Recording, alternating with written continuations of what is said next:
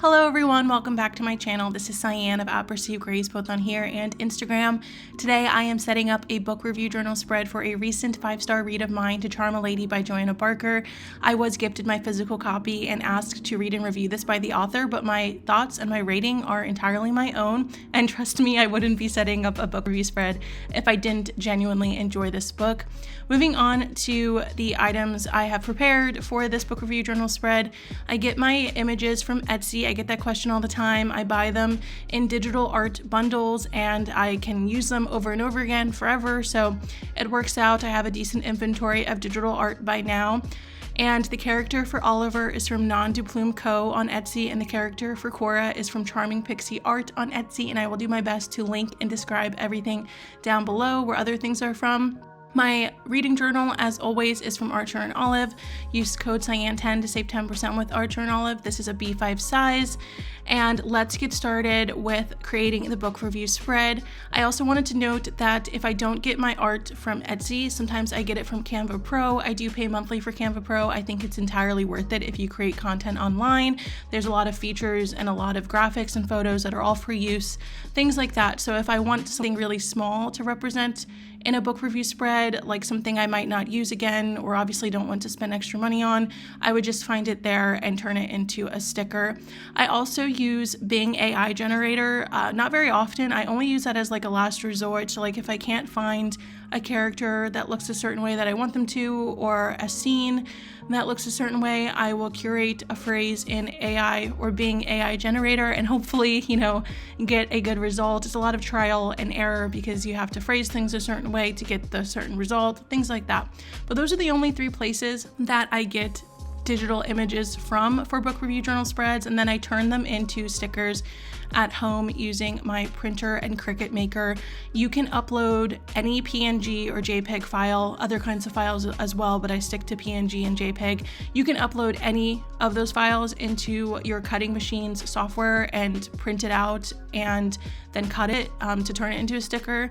So really anything. That's how I also make the book covers as well. I get a lot of questions about that. I just save them from Google Images, upload them into Cricut Design Space as a PNG or a JPEG file, and then print it on matte sticker paper and use my Cricut Maker to cut it. It's really simple, honestly. If you buy a cutting machine, they'll have instructions on how to do whatever you want to use with the cutting machine, including things like stickers. So there's really no rocket science behind it or anything. You just need a cutting machine if that's part of what you want. But I want to let you know that you do not need a cutting machine to create your own stickers. You can simply just have a printer and print on matte sticker paper or whatever sticker paper your printer can handle, and you can hand cut the stickers, or you can cut around them, or you can use a cutter, whatever.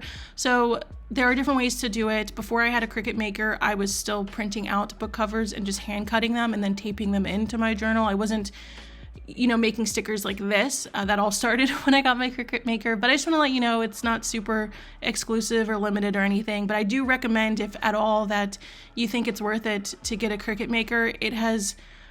I've had it for a year now and I absolutely recommend it. I love my Cricut Maker. I don't sell anything. All of this is personal use. And so definitely don't ask me any advice on how you would do quality control with selling stuff like this. I don't know. I use all of this for personal use, and the quality control isn't that important to me because I'm the only one using and seeing these things, in person and stuff like that. And it's just all in good fun and creative journaling. Going back to the spread, I want to share that this video is not going to be about me sharing my review on To Charm a Lady. I will go over that more specifically in my June reading wrap up at the end of the month or at the beginning of July. My full review post for this book is already up on Instagram anyway, if you want to go check it out there. And I will at the end of this video have a bit of a graphic kind of just sharing the content level and the tropes that are in this book, because I know a lot of people like to know that sooner rather than later if they're going to buy a book. But obviously just know that I gave it 5 stars. But I wanted to talk a little bit about my book review journal process. I get a lot of questions about it. I actually had some requests to start filming it again, whether I film it for Instagram or film it for YouTube, kind of just start showing my process. I do have 2 other videos like this on my channel from fall of 2023 that you can go check out, but I think I am going to start doing a series on my channel where every time I read a 5 stars, I will make an effort to film my process creating the book review journal spread. I think it would be a good way to get some short easily digestible videos in between longer videos throughout the month, because one of my goals this summer is to start being more consistent with YouTube. So hopefully you're interested in that. And even though I'm not showing you how I found the images for this spread, I do in the future want to screen record myself kind of hunting for these things, because like I said earlier, I do have a decent inventory of digital art now, and it would be fun to like screen record myself like looking for it, because it does feel like a scavenger hunt, especially for Regency, because I read a lot of Regency and I also have a lot of Regency digital art that I've paid for and can use.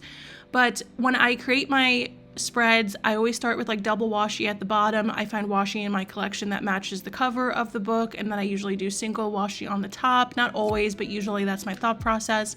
And then I always try to find 4 to 6 scenes that represent the book. So for this book I found 6, but I only ended up using 5 just based on compositional preferences. And then I usually place the FMC on the left-hand side, the female main character, and the MMC, the male main character, on the right-hand side. And then I always try to find smaller items that represent the book, like little motifs that were mentioned throughout the story that are relevant to the characters, that I can scatter throughout the spread to fill up any other extra white space and just make it look even more cohesive. At the end of the day, I have 2 goals in how I like to compose these spreads. I want them to A, match the cover of the book quite nicely, and B, I want them to obviously represent as closely as possible to what I saw in my head while I was reading. So those are 2 important things to me. I really, really value cohesion when it comes to a journal spread. I think no matter what journal spread I'm making, whether it's for something else like planning or if it's for a book, I really want cohesion to come across, and hopefully it does. But that's my thought process while I am making these. So ultimately, it's not actually making these that takes a long time. It's finding the materials for it and making sure that, I'm happy with how I'm representing the book. Caring about people liking it too is important to me. Like, I want you to enjoy the spread while you're looking at it, whether you're the author or a potential reader or somebody who also read the book and also agrees with how I represented it. So all of that is just what really brings me joy. I love critiquing books. I was an English and philosophy major in college. I love reading books and critiquing them. I love, journaling, creative journaling, obviously, and bringing the 2 together in like a kind of scrapbooking, creative journaling style has just brought me so much joy over the last year, specifically with having my Cricut Maker and being able to do it this way. Please don't compare your journal to mine or anyone else's. There are many, many beautiful ways to do this. I've thought to myself sometimes, I kind of wish I did minimal book review journal spreads, because I really like how those look as well. But for now, I really enjoy capturing the aesthetic of the book and kind of quote unquote convincing people to read it based on the way the book review journal spread looks and things like that. And I know authors really appreciate it too. So even though I get a lot of my books gifted to me nowadays, I get authors asking me to read and review books. I don't ever accept a book unless I think I'm going to love it. Hopefully I do. And I don't ever create a book review journal spread unless I genuinely was inspired by the book enough to create one, because you have to be inspired by a book to want to find all of these things to represent it. But thank you so much for watching. I hope a little bit of insight into how I do this was helpful. Thank you for everyone who requested wanting to see my process. I want to continue this little recent 5-star read series where you watch me create these journal spreads, so look forward to that. Hopefully I have more 5-star reads in the rest of the year. I'm sure I will. But thank you again for being here. I hope to see you in my next video, and enjoy the rest of this video, and have a great rest of your June reading month.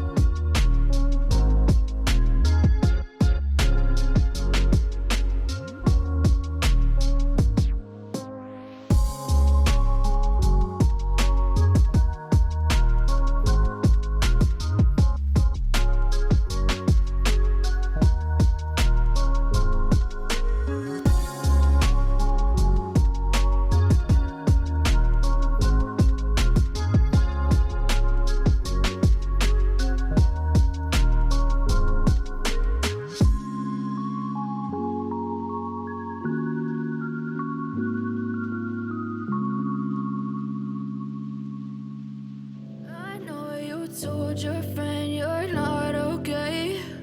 And tell me what's wrong and why you never said you felt that way. And guess you're trying to stay strong and fake a smile until I look away.